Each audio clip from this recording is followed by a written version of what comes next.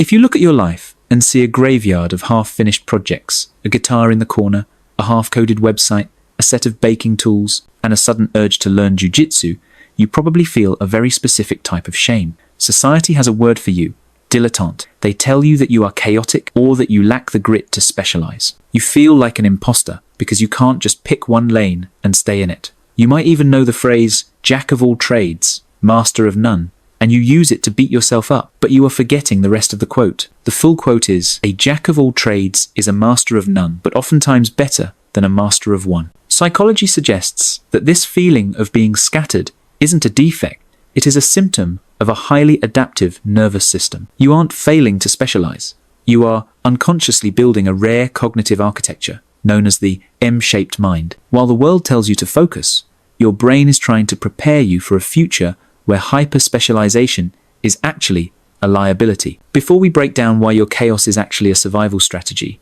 let me know in the comments, where are you watching from? And if you love deep psychology like this, check out my newsletter community after watching, linked in the description. To understand why you feel this anxiety, we have to look at the lie you were sold. For the last century, the world was an I-shaped game. It rewarded people who dug one hole a mile deep. It was a kind learning environment, like golf where the rules never changed. If you practiced your swing for 10,000 hours, you won.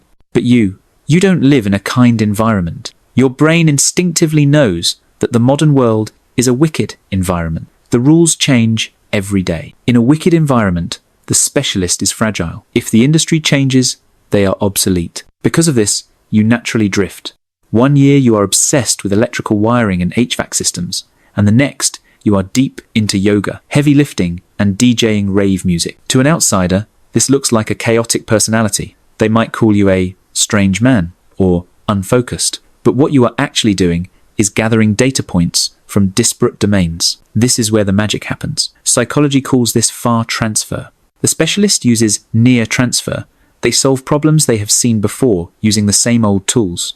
But you use far transfer. You take a concept from one completely unrelated field and apply it to another. Think about the web developer who used to be a beekeeper and a farmer. On paper, those things have nothing to do with coding. But that agricultural experience allows them to understand organic systems and growth cycles in a way that a specialist coder who only stares at screens could never grasp. They aren't just writing code, they are cultivating an ecosystem. That is far transfer. That is innovation. You feel like an imposter because you aren't the best at any one thing, but you are failing to see that your value isn't in your depth, it's in your synthesis. Now, understanding that your curiosity is a superpower is a great relief, but it doesn't solve the immediate, crushing problem, the burnout and the feeling of being behind in life. You see people your age becoming senior vice presidents or lead engineers, and you feel like you're still at the starting line because you keep switching tracks. This happens because you are misunderstanding the geometry of your own potential. You aren't T-shaped general knowledge with one specialty. You are M-shaped. An M-shaped person has multiple pillars of depth connected by a bridge of curiosity. But here is the trap. You cannot build all the pillars of the M at the same time. If you try to learn data science,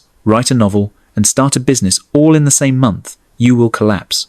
The people who successfully navigate this life, the true polymaths practice, what we call serial mastery. You have to view your life in seasons. You might spend your 20s obsessing over music and art. Then, in your 30s, you pivot to programming to pay the bills. You didn't quit art, you just finished that season of construction. I saw a story of a 3-year-old who finally found peace with this. He realized he couldn't choose art over programming. So, he let programming be the pillar that paid the bills, while music, philosophy, and game design flourished as the other pillars on nights and weekends. He denied high-demand team lead positions to keep his work week at 30 hours. He protected his psychic energy. He didn't try to merge them all instantly. He let them exist sequentially, and eventually, they all merged into his own personal video game projects. That is the M-shape in action. There is one final psychological trait you have that makes you bulletproof, and it comes from evolutionary biology. It's called redundancy.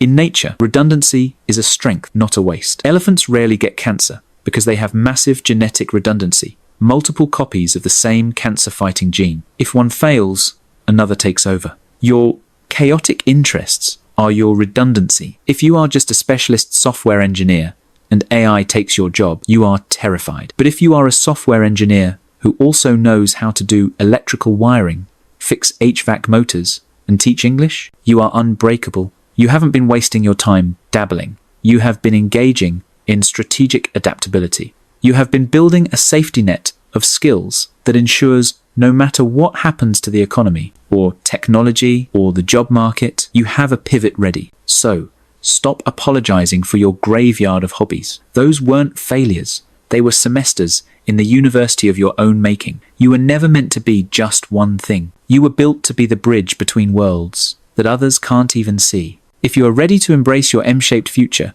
drop a heart emoji in the comments to show you're putting it all together. And if you want the deep dive research on how to structure your seasons, subscribe and check out the newsletter community in the description.